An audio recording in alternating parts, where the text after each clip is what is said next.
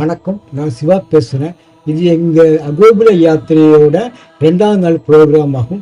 காலையில் நாங்கள் வந்து லட்சுமி நரசிம்மர் கோவிலை விஸ்வரூப தரிசனம் பார்த்துட்டு இந்த மலை மேலே உள்ள அகோபில நரசிம்மர் சன்னதியை பார்த்தோம். ஸோ அதை பார்த்து சந்தோஷத்தில் இப்போ வந்து நாங்கள் வந்து மற்ற நரசிம்மராக பார்க்க கிளம்பிட்டு இருக்கிறோம். இந்த அகோபில நரசிம்மர் சன்னதியில் வந்து மலையேற்றங்கள் வந்து ஆரம்பமாகுது.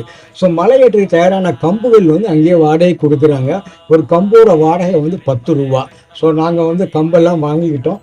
பட் எங்கள் கைட் சஜஸ்ட் பண்ண ஷார்ட்டாக கம்பு வாங்கிக்கிடுங்க அப்படின்னு சொல்லி. ஸோ கம்பை நாங்கள் மாற்றிட்டு நாங்கள் நடக்க ஆரம்பித்தோம்.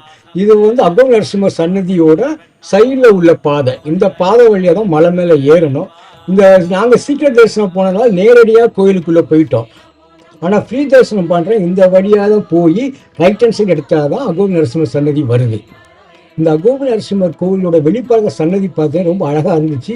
தூண்களில் வந்து சின்ன சின்ன சிற்பங்கள் செதுக்கி வச்சுருந்தாங்க. அந்த மலையிலேயே அவங்க வந்து ரொம்ப சூப்பராக பண்ணியிருந்தாங்க. அதை பார்க்குறதுக்கு ரொம்ப அழகாக இருந்துச்சுங்க. இங்கேருந்து மலை மேலே ஏறி கொஞ்சம் தூரம் படிகள் போட்டிருந்தாங்க. ஸோ அதனால் ஈஸியாக நீங்கள் ஏறிடலாம். பட் அதுக்கப்புறம் பார்த்தா தான் ரொம்ப காடு தாங்க, எல்லாமே காடு. இது அகோபில நரசிம்மரோட வெளிப்புற தோற்றங்க. இதாங்க இந்த வெளிப்புற சுவர் பார்த்தீங்கன்னா ரொம்ப நீளமாக போயிட்டுருக்கு பாருங்க. அது பக்கத்தில் பார்த்தீங்கன்னா ஒரு அம்மன் சன்னதி ஒன்று சின்னதாக வச்சுருக்காங்க. காட்டு அம்மன் சொல்கிறாங்க. இது எல்லையம்மன். இங்கேருந்து மலையேற்றத்துக்கு போகிறதுக்காக வந்து சின்ன சின்ன பாலங்கள் போட்டிருக்காங்க, இரும்பு பாலங்கள். ஸோ இது வழியாக தான் போய் மழை காலத்தில் பார்த்தீங்கன்னா தண்ணி இந்த வழியாக வருமா. இந்த நதி பேர் பவநாசினி. இது இங்குள்ள மலையில தான் உற்பத்தி ஆகுது. இந்த நதியில் வந்து இங்குள்ள லோக்கல் பீப்புள் எல்லாம் குளிச்சிட்டு இருக்கிறாங்க. பட் வந்து மழை காலத்தில் தான் நிறைய தண்ணி வருமா. இப்போ நாங்கள் போனது வந்து பிப்ரவரி மாதம்னால அவ்வளோ தண்ணி இல்லை. அங்கே குட்டை மாதிரி கொஞ்சம் தேங்கின தண்ணியில் தான் மக்கள் குளிச்சிட்டு இருக்கிறாங்க. இங்குள்ள நதியில் குளிச்சுட்டு அகோபில நரசிம்மரை பார்ப்பாங்களாம். இது இந்த லோக்கல் பீப்புளுக்கு ஒரு பிக்னிக் ஸ்பாட்டு மாதிரி கொஞ்சம் இருக்குதுங்க. சின்ன குட்டை தான் இருக்குது, பட் நிறைய கூட்டம். நீ சனிக்கிழமை வேறன்னு சொல்கிறதுனால ரொம்ப கூட்டம். இதான் நான் சொன்னேன் எல்லையம்மனுங்க. இந்த அம்மனுக்கு வந்து எல்லாரும் இங்கே வந்து பக்தியோட வந்து சூழன் காசுலாம் போட்டுட்டு போயிட்டு இருக்கிறாங்க. இதை ஒட்டின பாதையில் தான் வந்து அகோபில நரசிம்மரோட ஃப்ரீ தரிசன் பாதை இருக்குது. சொன்னால் அதெல்லாம் தாண்டி நாங்கள் படி மேலே ஏறி போயிட்டு இருக்கோம். சின்ன இரும்பு பாலங்கள் போட்டிருக்கிறாங்க. இது வழியாக போய் தான் நீங்கள் மலை மேலே ஏற்றணும். இந்த மலை ஏற்றம் வந்து ஒரு கடினமான சவால் தாங்க. இங்குள்ள 5 நரசிம்மரை பார்க்கறதுக்கு மலைவட்ட பாதைன்னு எடுத்துக்கிட்டீங்கன்னா கிட்டத்தட்ட ஒரு 10 to 15 கிலோமீட்டர் தாங்க வரும்.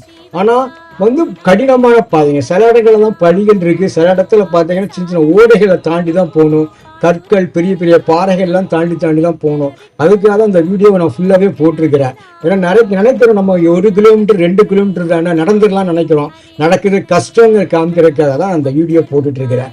ஸோ இப்போ நாங்கள் பார்க்க போகிற நரசிம்மர்னு கேட்டால் 4வது நரசிம்மர். அவர் பேர் பார்த்தீங்கன்னா கரோடகார நரசிம்மர். அதாவது தமிழில் வந்து ஸ்ரீ வராக நரசிம்மர். இந்த வராக நரசிம்மர் பார்த்தீங்கன்னா 2 அவதாரங்களின் கலவையாக காட்சி அளிக்கிறாரு. கரோடம் என்றால் வராகம். இந்த கோவில் பார்த்தீங்கன்னா பவநாசினி ஆட்சிங்கிறதுல குகை கோவிலில் வித்தியாசமான முறையில் இந்த நரசிம்மர் காட்சி கிடைக்கிறாரு. இந்த 2 அவதாரத்தில் ஒரு அவதாரம் வந்து வராக அவதாரம். அதாவது காற்று பன்றியா காட்சி அளிக்கிறார். அது எதுனாலன்னு கேட்டீங்கன்னா ஹிரண்யகசிபோட தம்பியான ஹிரண்யகஷன்கிற அசுரம் பிடியிலிருந்து பூமாதேவியை காப்பாற்றுவதற்காக எடுத்த அவதாரம். அதாவது பூமாதேவியை தோல் மேல தூக்கிக்கிட்டு மேலே வர்றாரு. இந்த வராக சுவாமி வந்து பூமாதேவியை இடது தோல்ல தூக்கிக்கிட்டு இன்ற கோலத்தில் காட்சி அளிக்கிறாரு. இது பார்க்க அற்புதமாக இருக்குங்க. இறைவன் விஸ்வரூப தரிசனத்துக்கு முன்னால் பார்த்தீங்கன்னா பூமி சிறுசாக தோணும். அது போல பார்த்தீங்கன்னா வராக நரசிம்ம சுவாமி வந்து பெருசாக காட்சி அளிக்கிறாரு. இடது தோல்ல பூமாதேவி சின்னதாக காட்சி அளிக்கிறாரு. இது பார்க்கறதுக்கு உண்மையிலே அருமையான காட்சியாக இருந்துச்சுங்க. இன்னொரு அவதாரம் பார்த்தீங்கன்னா ஹிரண்யகசிபுல இருந்து பிரகலாதனை காப்பாற்றுவதற்காக எடுத்த அவதாரம்.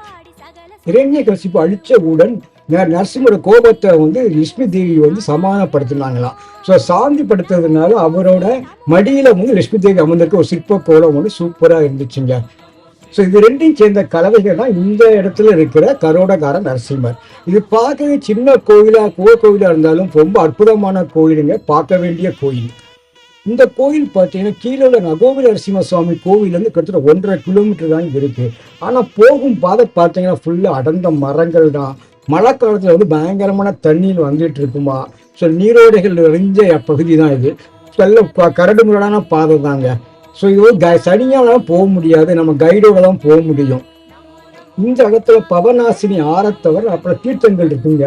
அதில் ஃபேமஸான தீர்த்தம் வராக குண்டம், பீம குண்டம்னு சொல்லி பல தீர்த்தங்கள் இருக்கு. இந்த தீர்த்தத்திலையும் மக்கள் குளிக்கிறாங்க.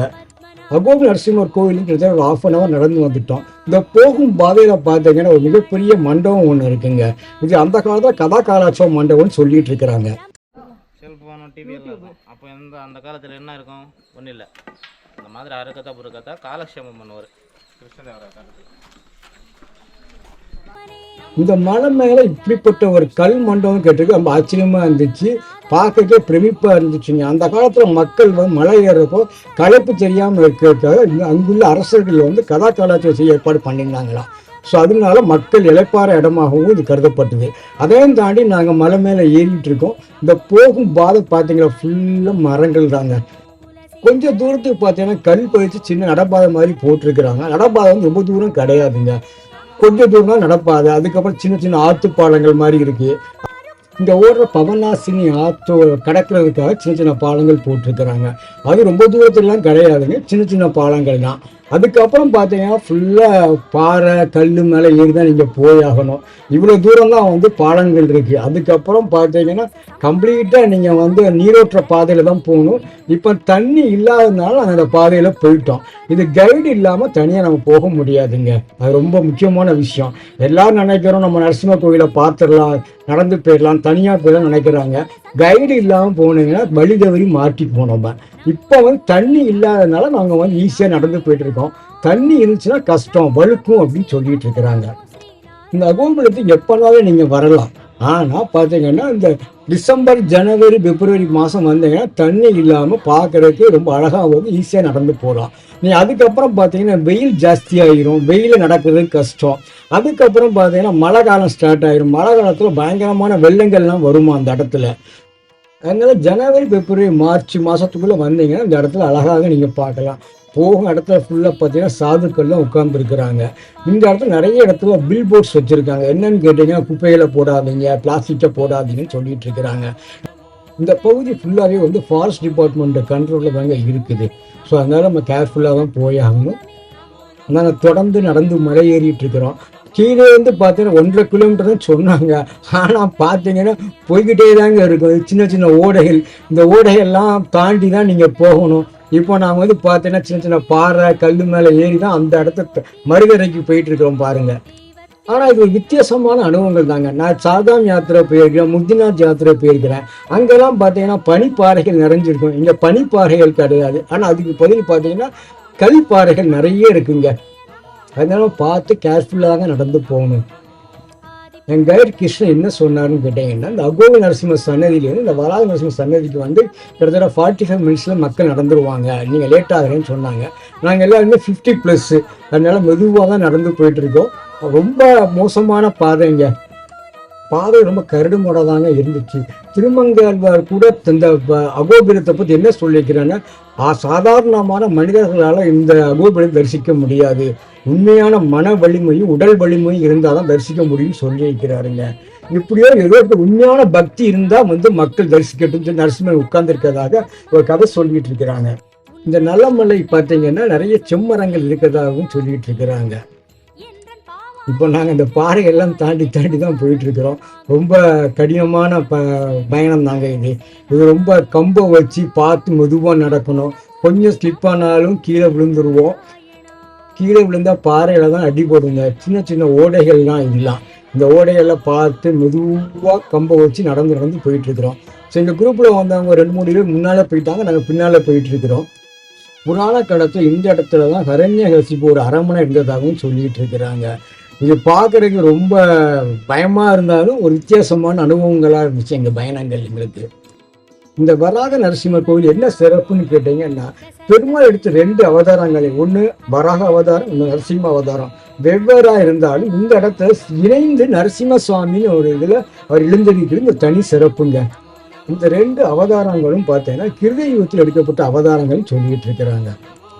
கிட்டத்தட்ட 45 நிமிஷம் கருமனான பாதை நடந்த பிறகு பார்த்தீங்கன்னா கோயில் நெருங்கிட்டு இருக்கோம். இன்னும் இங்கே இருந்து ஒரு 10 நிமிஷத்துல கோயில் போயிடலான்ட்டு அங்கேருந்து வர்றவங்க சொல்லிட்டு இருக்கிறாங்க. இந்த மலைப்பாதை பார்த்தீங்கன்னா ஃபுல்லாக பாறைகள் தாங்க. ஃபுல்லாக பாறை பார்த்து கேர்ஃபுல்லாக மேலே ஏறி நடந்துகிட்டு இருக்கோம் பாருங்கள்.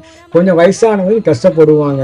இந்த பார்த்தீங்கன்னா ரொம்ப கஷ்டப்பட்டு தான் போகணும். போகிற வரையில் குரங்குகள் அட்டகாசமும் இருக்குங்க.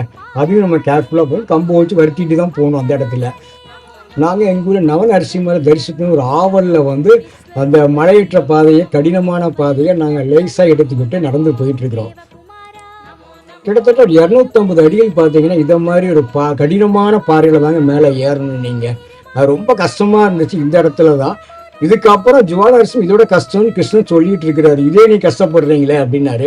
பரவாயில்ல, நாங்கள் மெதுவாக நடந்து வந்துடுறோம் அப்படின்னு சொல்லி நாங்கள் போயிட்டுருக்கோம். எங்கள் குரூப் மெம்பர்ஸ் எங்களுக்காக பாறை அடிவாரத்தில் வெயிட் பண்ணிட்டு இருந்தாங்க. நாங்களும் வந்து சேர்ந்துட்டோம். இன்னும் ஒரு 5 மினிட்ஸில் வந்து கோவிலை அடைஞ்சிடலான்னு சொல்லி கிருஷ்ணன் சொல்லிட்டு இருக்கிறாரு. ஸோ இந்த போகும் பாதை பார்த்தீங்கல்ல, இப்படி தாங்க ரொம்ப மோசமான பாதைகள். இதில் வந்து நாங்கள் ஃபோட்டோவும் எடுத்துக்கிட்டோம். வித்தியாசமான ஒரு அனுபவம் எங்களுக்கு கிடைச்சிதுங்க. சாதாரண யாத்திரை, முக்திநாத் யாத்திரையில் பனிப்பாறைகள், இது எல்லாமே கல்பாறைகள். அதுதான் பெரிய டிஃப்ரென்ஸு. இப்போ ரெண்டுமே கஷ்டமான பயணங்கள் தான்.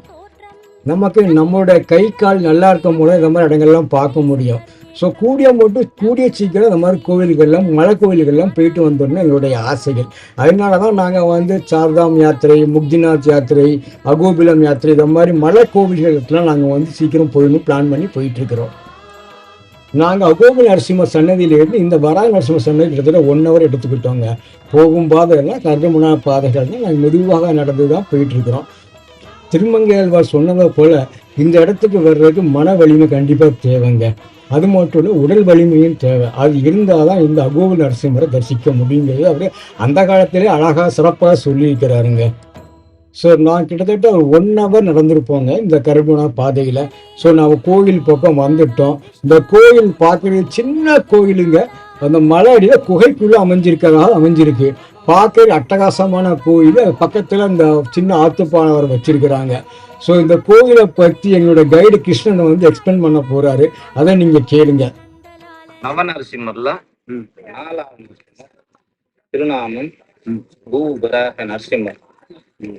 ஹிரண்யகசிபு, ஹிரண்யாட்சா 2 பேரும் ஒன்னா தம்பி. ஹிரண்யகசிபு வந்து நரசிம்மர் உக்ர ரூபத்துல ஜுவாலால சம்மானம். இங்க வந்து வராக ரூபம் 4வது நவநரசிம்மர். இங்க வந்து ஹிரண்யகசிபு தன்மை, அவர் வந்து ஹிரண்யாட்சா வந்து பூதேவி தாயாரம் எல்லாம் வேதங்கள் இருக்குன்னு பார்த்தவர்களுக்கு உள்ள போயிருக்கான். நரசிம்மரே வராக ரூபத்துல இந்த பாதாள போய் ஹிரண்யாட்சன் வதம் பண்ணி பூதேவி தாயாரம் தோல் மேல உட்கார வச்சு அப்படியே மேல வராக நரசிம்மர் தோல் மேல பூதேவி தாயாரம் இருக்கும். அங்கே நரசிம்மருக்கு வராக நரசிம்மர், வராக நரசிம்மர் குலத்திரத்துல ராகுபுத்திர பூசணி. நாங்கள் ஸ்ரீ வராக நரசிம்ம சுவாமி நல்ல தரிசனம் செய்தோம். அடுத்த நரசிம்மரை சந்திக்கிறதுக்காக கிளம்பிட்டு இருக்கிறோம். அடுத்த வீடியோவில் சந்திக்கிறேன். நன்றி, வணக்கம்.